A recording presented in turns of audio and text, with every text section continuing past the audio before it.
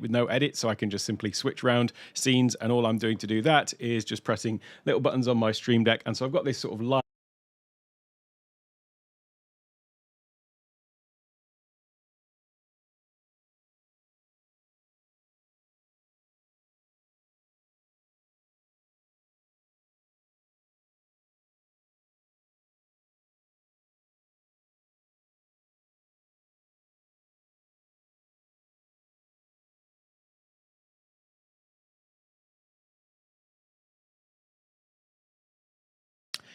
I'll start again. Thank you, Michael. Thank you, Michael, for letting me know there's no sound. And thank you, Tanju, as well, for letting me know there's no sound. Let me start again. Today, I'm going to be talking about... Today, I'm going to be talking about the Zoom for Ecamm integration. That's what happens when you start playing around with audio before you go live. So we're talking about the Ecamm Live for Zoom integration. And I've had lots of questions come in over the past week as it has been... released earlier on this week. And so I'm going to go through and answer some of the common questions that I've seen crop up in the community, some of the ones that I've had directly as well. And feel free to drop any questions into there as well. The live stream about pre-stream checklists and checking your audio will probably be next week. So thanks for everyone for pointing it out, though. So before we get into the Q&A section, I just wanted to give a bit of a recap in case anybody missed it when I said it 2 seconds ago while I was on mute, but also if they missed the previous video as well. So what is Ecamm Live for Zoom? Well, first of all, let's take one step back. Ecamm Live is the live production software that I use to create all of my videos in one take with no edits. And obviously this is live, so there's no edits here, but it allows me to do things like this, switch between different scenes, different cameras, and so on. Well, Ecamm Live for a long time now has had what they call the virtual camera and virtual mic, which means that you can take all of Ecamm's production quality and take that directly into platforms like Zoom, Teams, Discord, and so on. So what is Ecamm for Zoom? Well, it is a slightly more enhanced, and by slightly I mean massively, because Zoom is basically integrated within Ecamm, and so you can start your Zoom meetings within Ecamm, and it does this one extra little thing, which is that return trip of not just taking your video and audio into Zoom, but allows you to bring the audio into from Zoom into Ecamm, allows you to pull out individual participants from the Zoom meeting and incorporate them into your Ecamm presentation or production, I should say.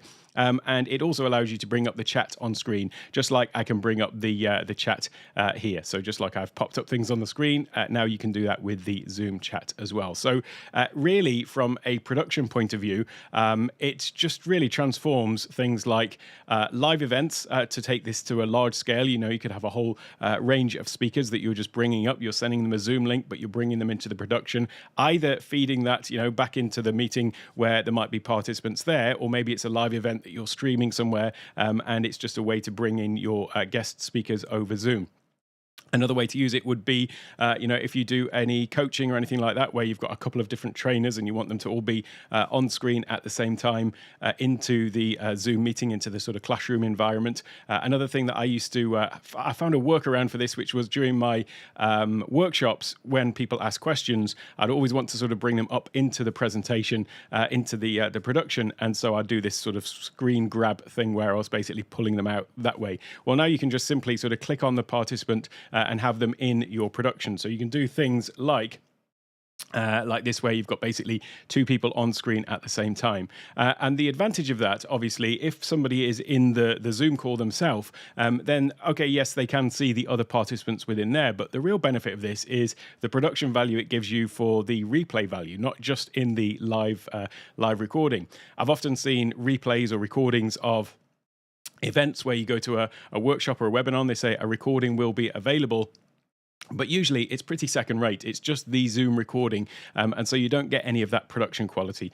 That's what Ecamm for Zoom really provides, this ability to do some really high quality production with it. Another really powerful use case I see is podcasts. Lots of people are creating podcasts and going more towards video podcasts as well. At least they should be, because there's a big push from YouTube, certainly, and more people are watching podcasts now on their big screen TVs in their living rooms. So what I'm still seeing, though, on YouTube is people who've got a great podcast, great audio, but then you go and watch the video version on YouTube, and it is just literally a Zoom recording with the black bar at the top and the bottom, maybe two little windows on the screen. Well, Ecamm allows you to just add all of this production value to it with relative ease. So without going into a full demo of it, that's what the previous video that I did earlier on in the week is for, and I've linked to that down in the description. So if you didn't see that full walkthrough, you can check on that. But what I'm going to do today is go through a couple of the things that I neglected to mention. One of the problems with making videos in one take with no edits and no script is sometimes I forget things. So I'll address a couple of those, but then also, as I say, some of the questions that have come up. I'll just go through and say a few hellos. Hello, Keely. Welcome back. Well, welcome back to where you are, obviously. You've been on your travels a lot recently. Let's see where we're up to. Lots of, I'm just catching up with the audio things. Hey, Lawrence, great to see you here, though. And Andrew. Let's have a look. The sound should be back on again now. Hey, Rich, great to see you here as well. Hey, David, great to see you as well. Cyprian, great to see you as well from Vancouver. A few more Canadians in the building. And hey, Ruby, how are you doing? So let's get into some of these questions first of all, and I'll start with just some of the ones that have come through. But if anyone has got any specific questions about Ecamm for Zoom, feel free to drop them in the chat, and I will be going through those in a moment.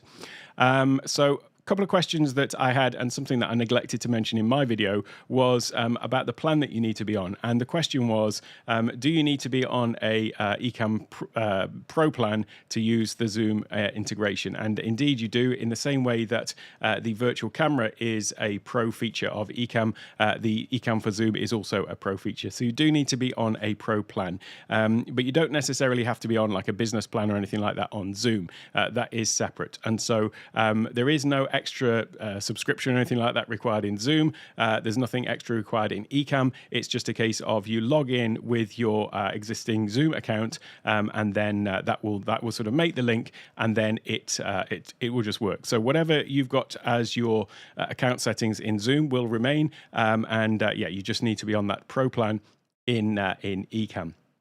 Now, somebody mentioned about, in fact, I saw a few people talking about this, that they had difficulty actually linking to their Zoom account. So the way that it works, in fact, I've got a little thing that comes up.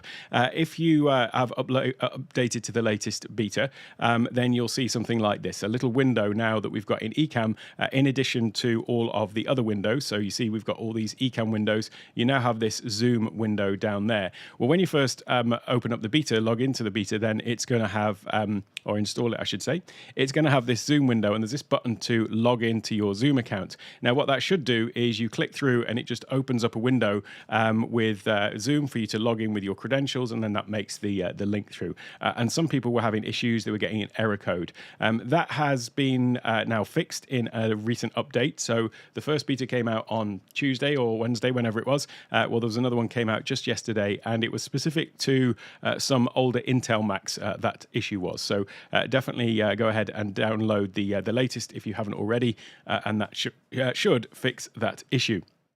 One thing to note is that if you are on an older Mac, some of the things I'm talking about, you may have issues. If you're bringing in multiple video feeds and things like that, just always bear in mind that we are still dealing with, processor-hungry things here when you're talking about multiple video sources, even just using Ecamm with Zoom and potentially Keynote and things like that.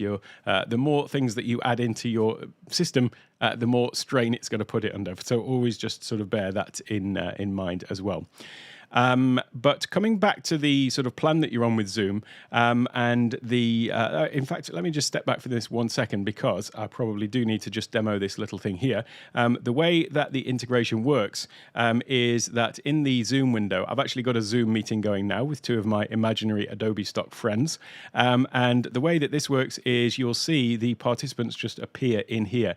And if you're familiar with interview mode in Ecamm, we have this concept of placeholder cameras, where basically you can set up your scenes in advance, and then here you can assign where you would normally assign a particular camera. You can just assign a particular placeholder to guest 1, guest 2, guest 3, and up to guest 10, of course.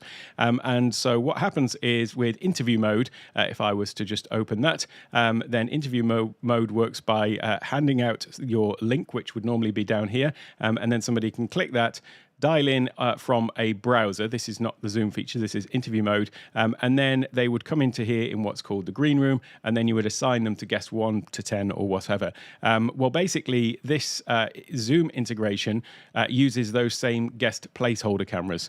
One thing to note is that although we do have guests 1 to 10, actually the limit for Zoom is only 8 guests. So you could still assign them to guest 10 to 2 or whatever, or 10 to 3, it would be 8.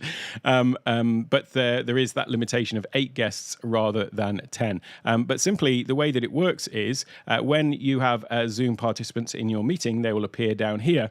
And you can simply just add them into the production. So if I choose one of these people, you can see that she is already included. If I click on add here, then now this person has been added into the participants panel as a video feed. Now, actually, when you normally do this, let me just remove that placeholder. Where's that gone? Is it just off? It's just off the bottom of the screen. That's what was happening. Unassigned placeholder. Normally what would happen is the video feed would come in here, and then you would have to just click on these dots and then choose which placeholder to assign them to. So as you can see, if I assign this person to guest 2, then they just appear in here just like that. So that's how the integration works in terms of sort of bringing people into your production. It's really straightforward. It's using exactly the same sort of architecture, if you're not, architecture is the wrong word, but the same processes as you'd be used to with interview mode. So that brings me then on to the question which I had, which was, if you have a limit of 8 people, does that mean there's a limit of 8 people in the entire meeting? So the answer to that is no. Your limitation on meeting participants, like total participants in the meeting, is just dictated by whatever your Zoom plan is. So once whatever plan you're allowed, whatever number of participants you are allowed in your meetings based on your Zoom plan, you can have that number of participants in the Ecamm for Zoom meeting. But you then have the option of bringing up to 8 of those people at any given time into your Ecamm production. And of course, you saw there how I sort of brought somebody in, but they weren't necessarily in the production. So if you've got, like you're doing an event, maybe you've got 20 speakers or something like that. If they're not all speaking on stage at the same time, then what we're talking about is just the maximum at any given time. So, let's assume there were a load more speakers in here. I could simply go to this person here, and I could say not remove from Zoom meeting. That would be the wrong one. Remove from cameras. There we go. We don't want to boot him out. Remove from cameras, and then now he's no longer classed as one of those feeds that you've got coming in. And so then, if I'd got more imaginary friends, I could simply add one of those in instead. So yes, that limit of 8 is just for the the people that are actually in the meeting as video feeds. So that was one further question that I had. Coming back down to resolution next, which is kind of also linked to the Zoom plan that you're on. There is this thing with Zoom where your resolution on a free plan is capped. I think it's 360. If you want to get 720p resolution, you need to be on a pro plan. And for 1080p, you need to be on either a business or enterprise, or I think the education accounts as well. Now, there was always this sort of issue with resolution with using the Ecamm Live virtual camera into Zoom, which is that it wasn't quite as simple as just being on the pro plan or the business plan.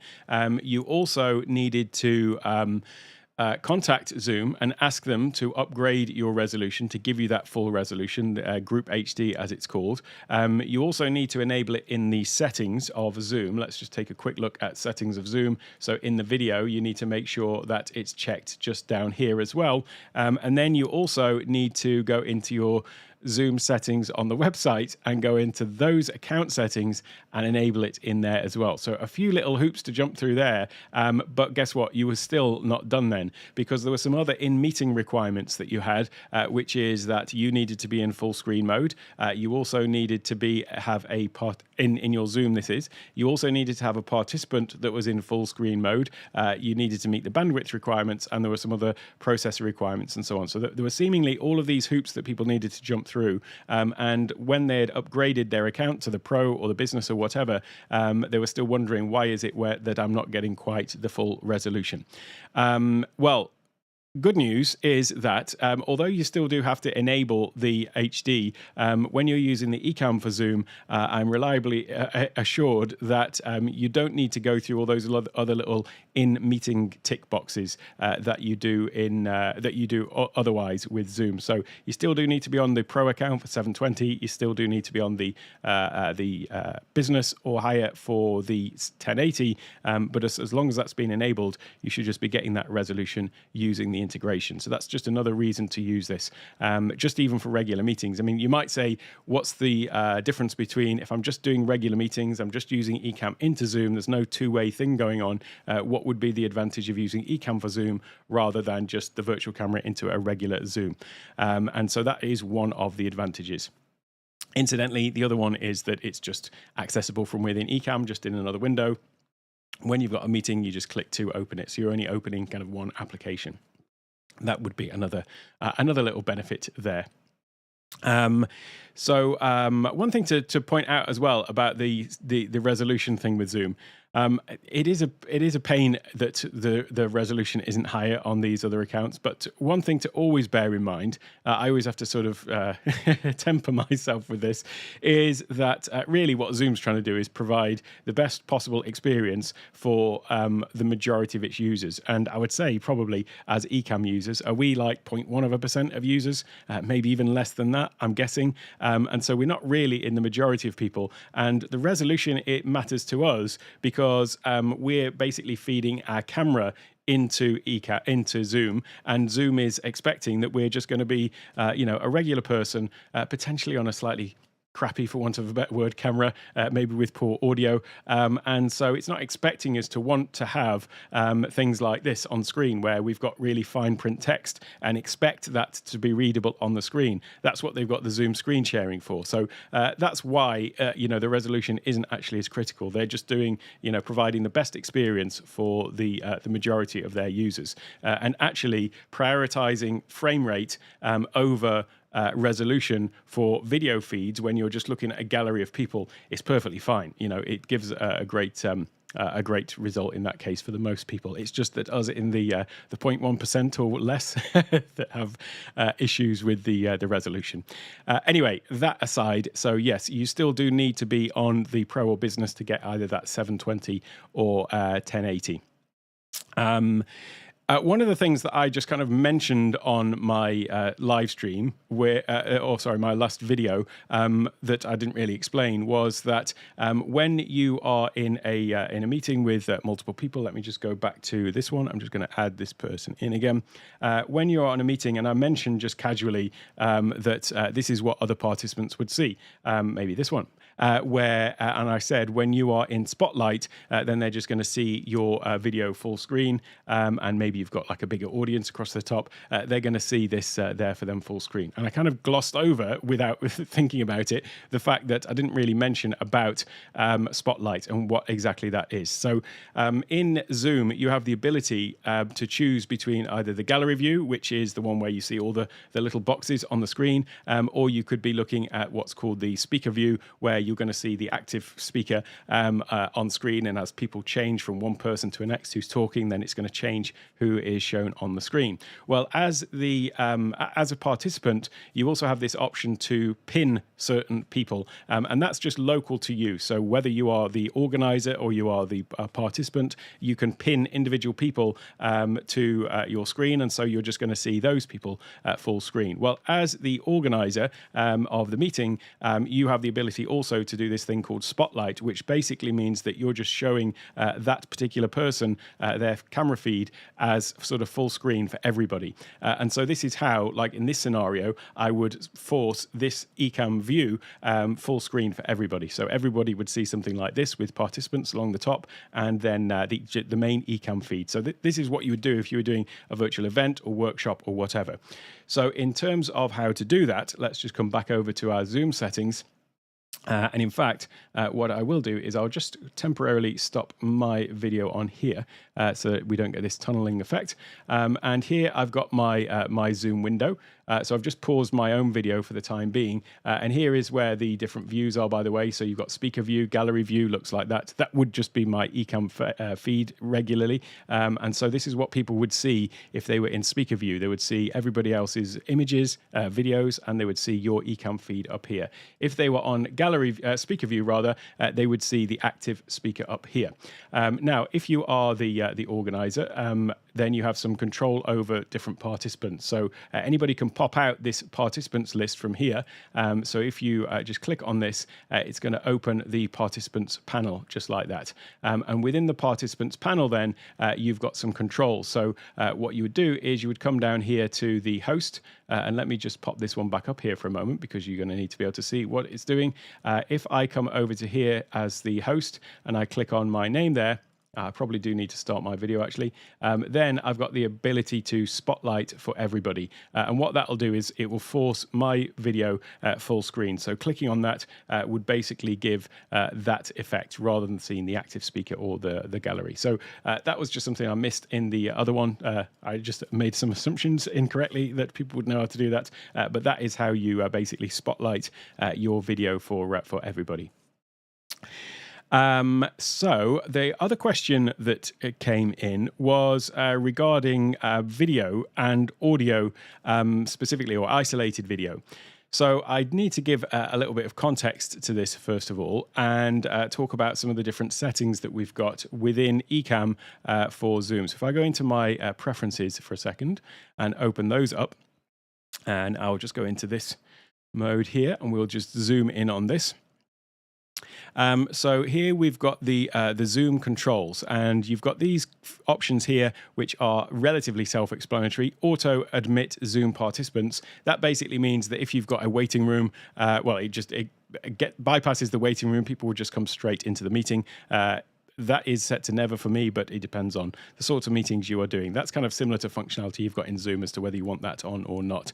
Next is auto add participants as Ecamm camera sources. So that is related to this participants window down here, the Zoom window, I should say, in Ecamm, where you saw that I could basically remove from cameras or add people in. So if you're doing a big meeting where you're only going to want 1 or 2 people added in to the production, then you wouldn't really want people's cameras to automatically come in and be added as a camera, because as I say, there's a limit of 8. So you're not going to want that on necessarily all the time. However, if you're using this for, let's say, a podcast, and this is all you're using it for, and you've got your fellow podcast guests or participants that are coming in, then you may just want that so they just automatically get added here so that you can add them to placeholder cameras. But the default is never.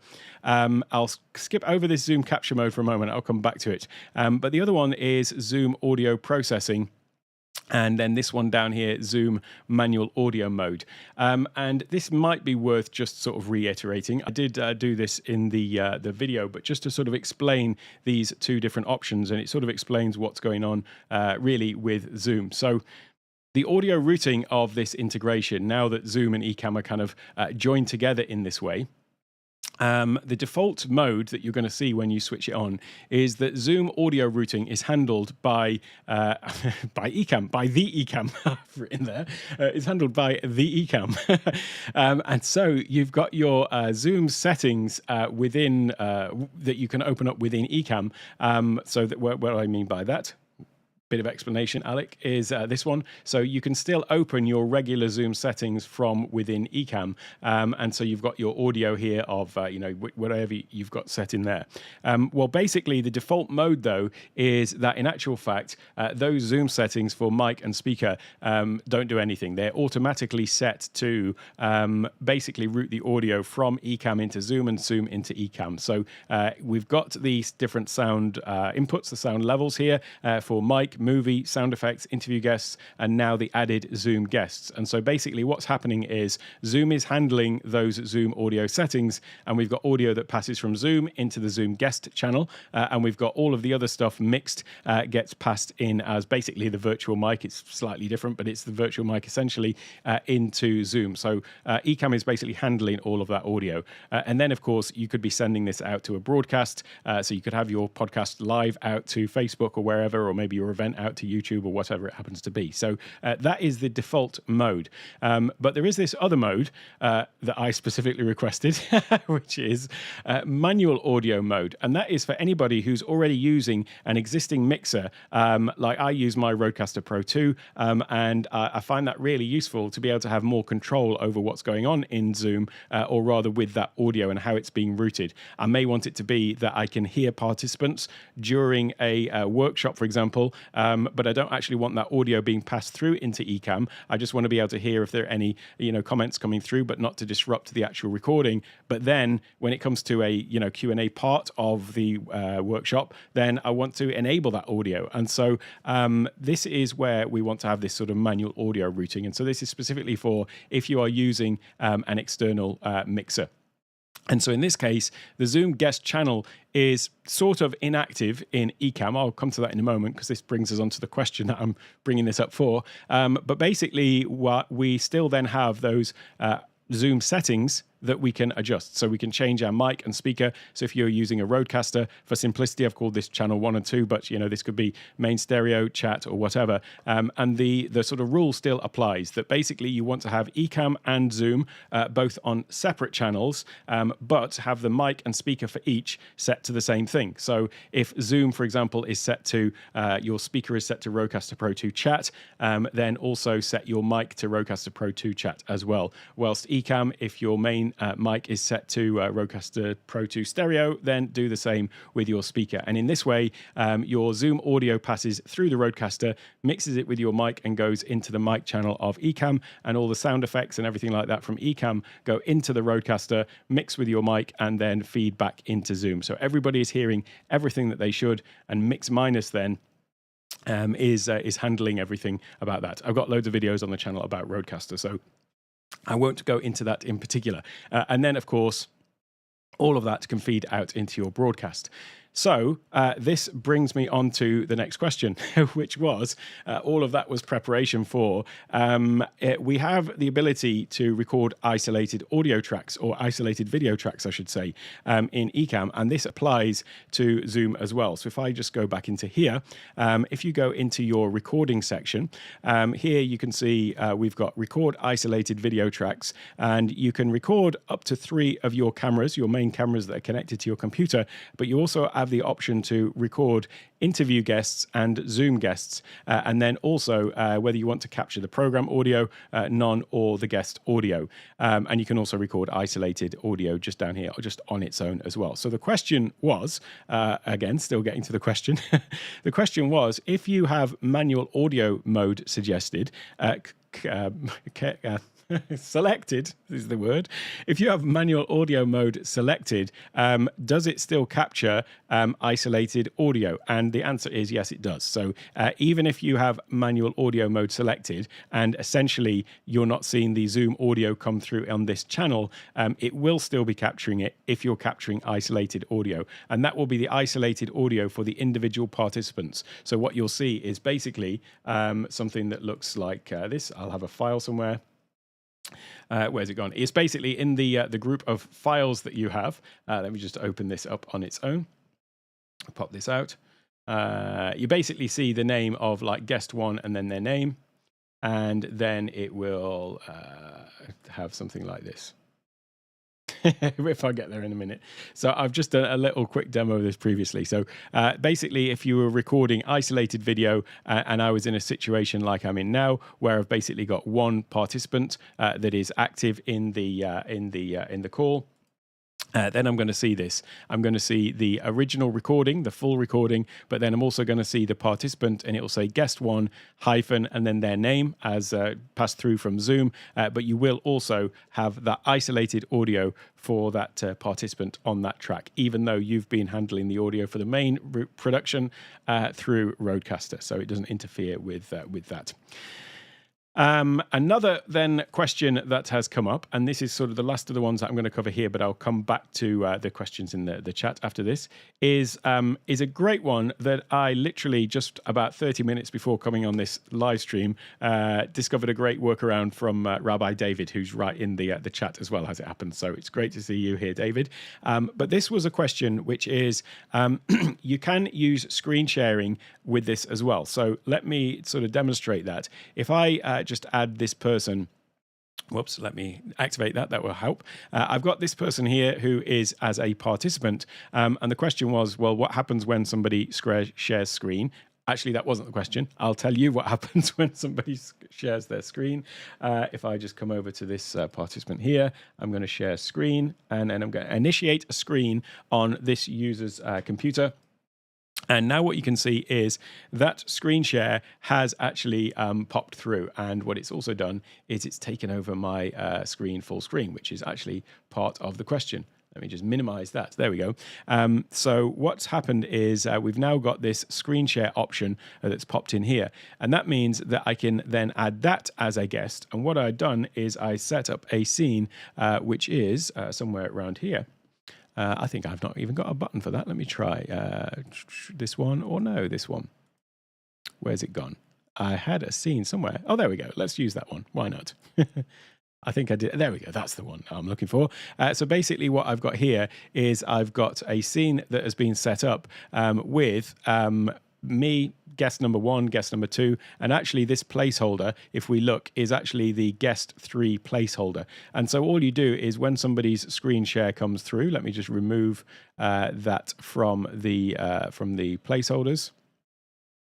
Basically, that's guest number 3. So when somebody shares their screen, you click on here and you can assign to placeholder number 3, just like that. And so there you've got their screen share. And I did this as part of the demo, as I say, in the original video. But then somebody asked, but that's fine for the Ecamm production, but what happens is for everybody else in the Zoom call, the default behavior of Zoom is that when somebody shares their screen, it takes over the entire screen. So therefore, even if you're using Ecamm and you're doing all this fancy production stuff and you're taking it into your Zoom meeting, if somebody else shares their screen, then it takes over whatever you're sharing. And so that was a challenge. But as I say, Rabbi David in his Zoom test kitchen group that they have has got a workaround to this, and this is using the Ecamm sharing window. So what is that? Well, before we had this upgraded resolution thing within Zoom, and when one of the workarounds was to use the Ecamm sharing window,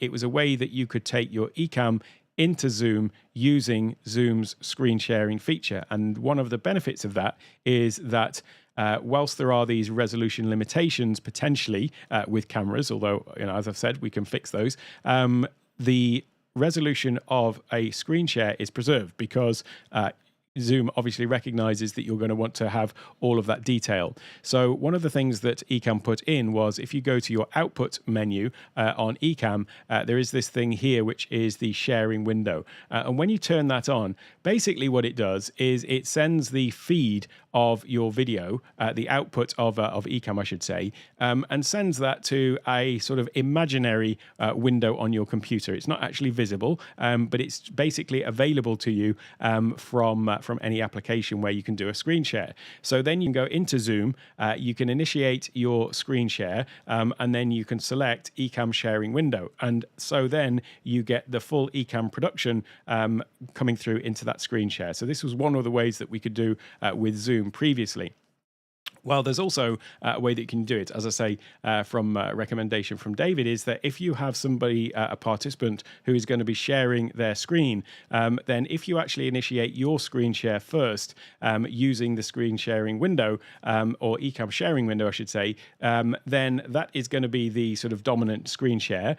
Then when your other participant shares their window, then you can still add them into your production, but it's not going to take over everyone else's screen, because effectively your Ecamm production already is doing that. So yeah, that was a great little a great little solution for that issue of the screen taking over. And I just noticed David's other thing. Yeah, that's a great point.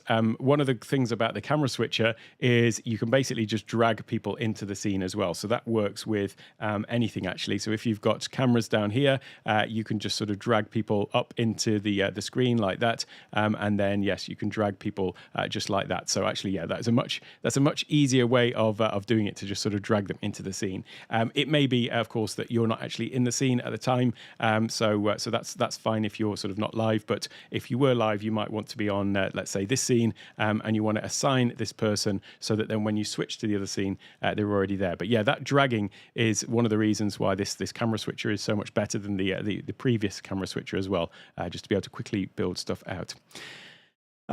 So with those few things covered, let me just go through the comments and just go back a little bit and see if there are any specific questions come in. Where was I up to with this? There's not actually too much to catch up with, and yet somehow I'm losing my place. Hello there, thank you for stopping by. I'm glad you liked the video.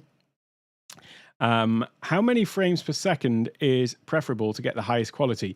I mean, I use 30 frames per second. One of the things to know is that when you're passing anything through, a frame is information, and so if you're at 60 frames per second, it is by definition going to be requiring a higher network speed, so internet speed. So just bear that in mind. And actually, if you are having issues with connection, there's somebody in the Take One Tech Academy who has always got constant internet issues because of where they are. I think internet at this stage should be a utility in the same way that water, electric, gas and things like that are, so yes, but some people do have slow internet connections. If that is the case, then certainly dropping down from 30 to 24 even is going to have a direct correlation to the amount of data that's being transferred, because every frame is information, and so if you halve the frame rate, not quite, but more or less, you're sort of halving the upload of data that is required. So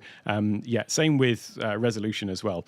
Reducing the resolution, it will get affected by internet speed. I mean, Zoom handles that automatically. So if you have got a very slow internet connection or it drops, then Zoom will automatically just reduce your resolution. So in terms of quality, though, I mean, as I say, I use 30 frames per second, but yeah, technically, the higher the frame rate, technically it's better, but not necessarily. I don't see any need to go higher than that. With Zoom in Ecamm last evening, I was in live streaming mode for Zoom capture mode. I pressed cloud recording on my Stream Deck, then I pressed record in Ecamm. No Zoom recording in the end.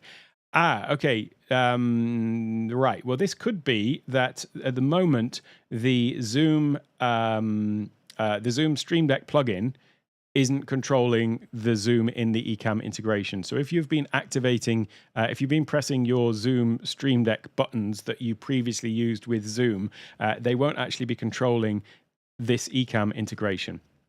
One of the requests I've put in is to have a complete set of Ecamm, and I know David too, is to put in a complete set of actions specifically for Zoom, and I'm guessing it would be better in its own sort of breakout plugin rather than just having. I mean, the Ecamm plugin has got like everything for Ecamm. It's such a thorough Stream Deck plugin that Ecamm has, and so adding in all of the Zoom controls, because personally I'd want to have all of the controls and not just a few of them.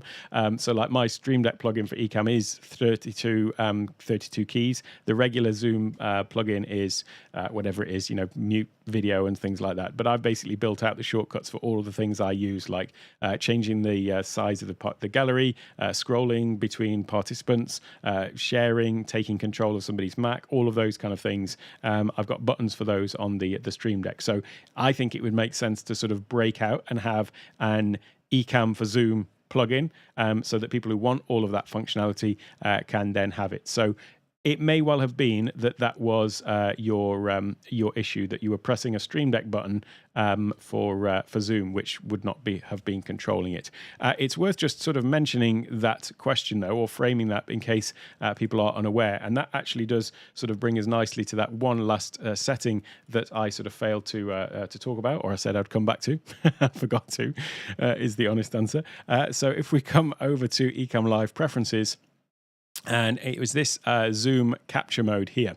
And by the way, that was where we toggle on the manual audio that we were talking about earlier. But the Zoom capture mode, and it's set to live streaming, and you've got the option of live streaming and recording. This is something that needs a little explanation, and it would be great if a feature request would go into Zoom. It's nothing that Ecamm can do about. It's a limitation of the SDK, but basically, to explain this, when you are capturing anybody's video or audio, you need to let them know. It's just the same as when you're in a Zoom meeting and somebody starts recording. It announces, there's an audible announcement saying this meeting is now being recorded, and you see something at the top of the meeting that shows you as well that it is being recorded. So the way that the SDK works is that Ecamm has to state the capture mode, and that is whether it's being recorded or live streamed. Bear in mind that in a Zoom meeting, you can also live stream to YouTube and Facebook directly from Zoom, and that would then have an audible announcement saying this meeting is being live streamed or recorded, or it's being live streamed, I should say. And so part of the SDK is we need to tell people when we are capturing that audio, either as a recording or as a live stream. Now, it may be that you've brought somebody's camera feed in to here, and yet you're not actually down to here. If I actually show you, it would help. So it may be that you've brought somebody's camera feed into here, but you're not recording and you're not live streaming. Nevertheless, they have to be told that you are doing it, because as soon as you'll bring them into Ecamm, technically, Zoom doesn't really know whether you're recording or live streaming or not.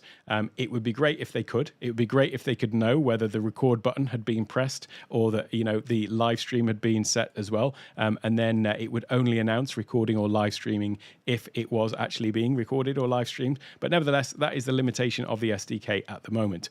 So then you may wonder, well, why use live streaming rather than recording?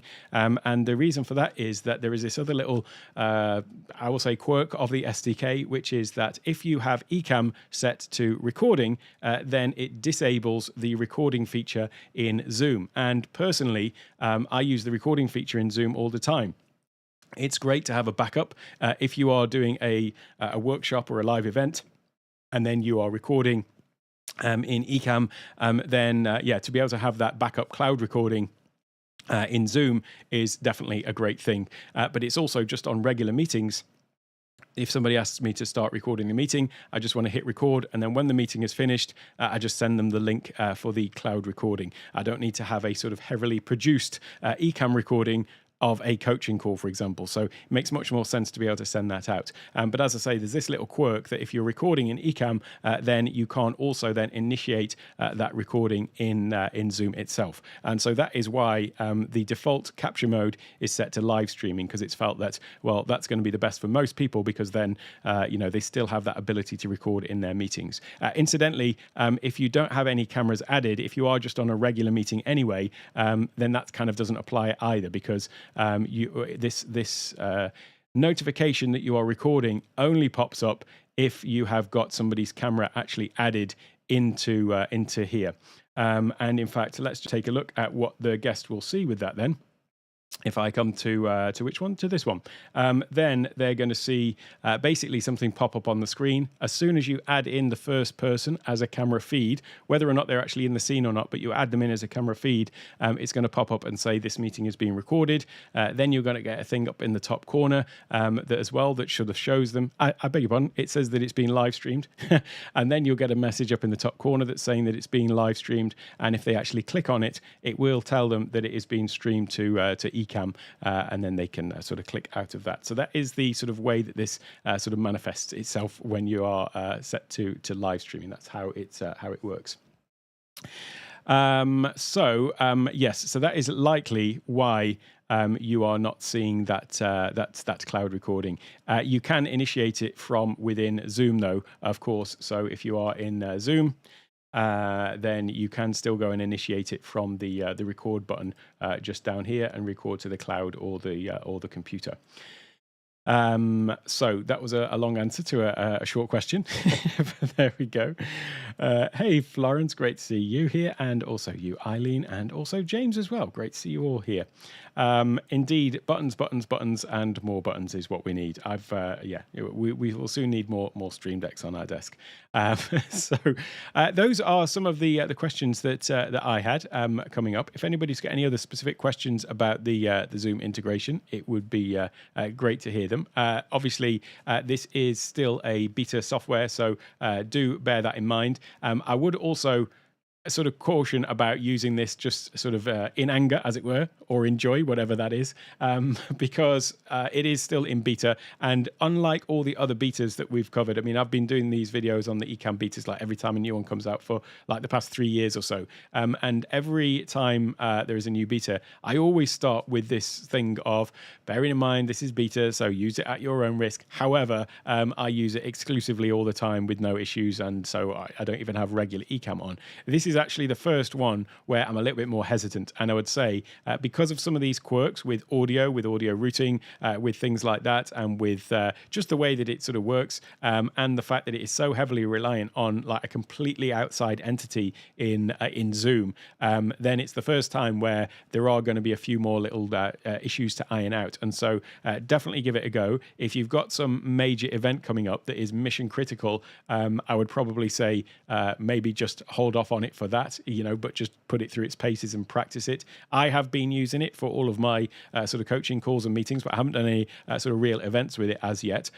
So just bear that in mind. But definitely also make sure that you are noticing all of these things and putting them in feedback into the Ecamm Live Beta group, which is linked down in the description. So there's a separate Facebook group for that. Any comments or feedback about this should go in there rather than the regular Ecamm Live Facebook group. And then, of course, there's the Discord with a channel for the beta as well. So yeah, I'm absolutely over the moon about this. Honestly, I've been waiting for something like this for so long because it does it solve some really simple, seemingly simple things of just making that return path for audio. And I know that there's lots of people in the Ecamm group who maybe don't have roadcasters and things like that. I mean, one of the reasons I use this is just purely for the Zoom audio routing. And I know that there's lots of people who obviously don't have that. But then there was always this problem of getting the audio back into Ecamm. There was a program called Loopback that we used, which basically allows you to sort of set up some background audio routing of the Zoom back into Ecamm. But that was always a little bit mystical to some people because it kind of works in the background. You set it up and then it's just doing its thing in the background. And I know that that was a challenge for a lot of people, just sort of understanding how that works. And so the fact that sort of out of the box, as it were, this just handles that back and forth of Zoom audio is great. Oh, and the other thing is obviously the comments. The fact that you can now just bring up comments, and I'll just use this as an example. Hey, Keisha, great to see you here. But if this was a comment in chat in the Zoom, then to be able to bring that up on screen is also another huge thing. It'll be interesting to see as we go further, if we get things like being able to add up polls, and if you've got Q&As, then to be able to bring those up specifically, that would be another great thing to be able to integrate. But one step at a time, I'm really pleased with what we've got so far. So there we go. So any further questions, if you want to drop them down in the comments, then feel free to do that on the replay. I'll try to get around to them. I'm honestly not the best at keeping up with comments. Too many avenues for comments and feedback and things like that. But the other great place to do this would be in the Discord as well. So you can join that over here. TakeOneTech.io/family.